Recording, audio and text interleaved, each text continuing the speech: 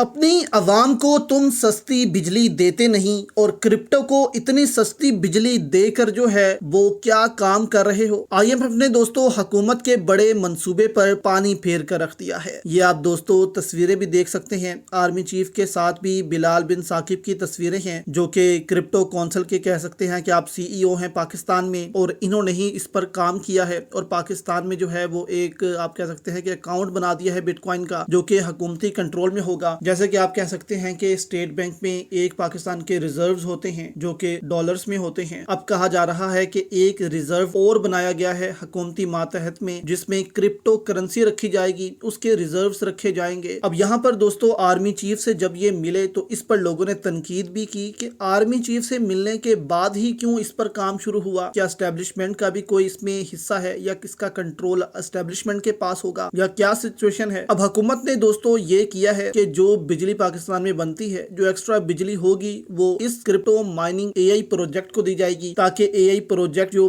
بنایا گیا ہے اس سے مائننگ کے تحت کرپٹو جو ہے اس کو مائن کیا جائے اور زیادہ سے زیادہ کرپٹو جو ہے وہ اس ریزروز میں رکھی جائے تاکہ پاکستان کو فائدہ ہو یا کسی اور کو فائدہ ہو۔ لیکن اب یہاں پر شہباز حکومت کو نئی مشکل کا سامنا ہے۔ کرپٹو مائننگ کے لیے سستی بجلی کیوں فراہم کی؟ IMF نے پاکستان سے وضاحت مانگ لی ہے۔ IMF کا کرپٹو مائننگ اور آرٹیفیشل انٹیلیجنس کے لیے سستی بجلی مختص کرنے پر تشویش کا اظہار، اعتماد میں نہ لینے اور بجلی ٹیرف پر حکومت سے تفصیلات طلب کر لی ہیں۔ یعنی کہ IMF بھی یہاں پر حیران ہوگا کہ اپنی عوام کو تو آپ نے سستی بجلی فراہم نہیں کی، اپنی عوام کو تو مہنگی سے مہنگی ترین بجلی فراہم کی جا رہی ہے، لیکن کرپٹو کو اتنی سستی بجلی کیوں دے رہی ہیں؟ یہ بجلی کی سبسڈی کون دے گا؟ کہاں سے آئے گی؟ IMF کو اس سے آگاہ کیوں نہیں کیا گیا؟ تو یہاں پر دوستو یہ واضح ہے کہ جب پاکستان میں ایلیٹ کو بینیفٹ دینا ہوتا ہے تو پھر سبسڈی پر سبسڈی دی جاتی ہے، لیکن جب غریب عوام کو سبسڈی دینی پڑتی ہے تو پھر کہہ دیا جاتا ہے کہ دیکھیں جی IMF کی شرطیں ہیں، ہمیں تو بجلی مہنگی کرنی ہوگی، لیکن ایلیٹ کی باری یہ نہیں کہا جاتا، بس فیصلہ کر لیا جاتا ہے اور سارا بوجھ غریب عوام پر ڈالا جاتا ہے۔ تو یہاں پر اب IMF نے جو ہے وہ یہ منصوبہ روک دیا ہے کہ جب تک ہمیں تفصیلات فراہم نہیں کی جاتی یہ منصوبہ نہیں چلے گا۔